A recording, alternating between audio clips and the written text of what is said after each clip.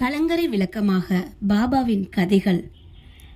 படகுக்காரர்கள் பாறைகள், அபாயங்கள் இவற்றிலிருந்து விலக்கி பத்திரமாக பயணம் செய்வதற்காக கடலின் பல்வேறு இடங்களில் கலங்கரை விளக்கம் கட்டப்படுகிறது. சம்சாரம் என்னும் சாகரத்தில் சாய்பாபாவின் கதைகள் அத்தகைய பயனை நல்குகின்றன.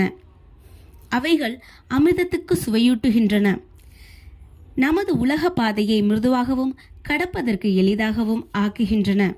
ஞானிகளின் கதைகள் ஆசீர்வதிக்கப்பட்டவைகள்.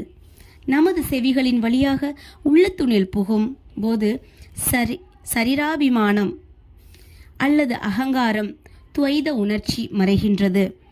நம் உள்ளத்தில் அவைகள் தேக்கப்படுமானால் சந்தேகம் பறந்தோடும்.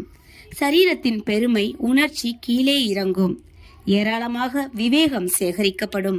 பாபாவின் தூய புகழை விவரிப்பதும் அதையே அன்புடன் கேட்பதும் அடியாரின் பாவங்களை அளிக்கும். கிரியுகத்தின் ஆன்மீக பயிற்சியானது சமதைமா, உள்ளம் உடல் இவற்றின் தனித்தன்மை. திரேதாயுகத்துக்கு தியாகம், துவாபர யுகத்துக்கு வழிபாடு, கலியுகத்துக்கு இறைவனின் புகழையும் நாமத்தையும் இசையாக பாடுவதுமாகும். கடைசி பயிற்சியானது 4 வருணத்தைச் சேர்ந்த எல்லாருக்கும் உரியதாகும். மற்றைய பயிற்சிகளான யோகம், யாகம், தியாகம், தியானம், தாரணை, ஒருமுகப்படுத்துதல் ஆகியவை பழகுவதற்கு மிகவும் கடினமானவை. இறைவனது சாய்பாபா புகழை செவிமடுப்பது மிகவும் எளிமையானதாகும். நாம் நமது கவனத்தை அவைகள் மீது திருப்ப மாத்திரமே வேண்டும். இவைகளை கேட்பதும் கதைகளை பாடுவதும் புலன்கள் அவற்றின் பொருள்கள் மீதுள்ள உறவை நீக்கி அடியவர்களை பற்றற்றவர்களாக்கி முடிவில் ஆன்ம உணர்வுக்கு வழியமைக்கும்.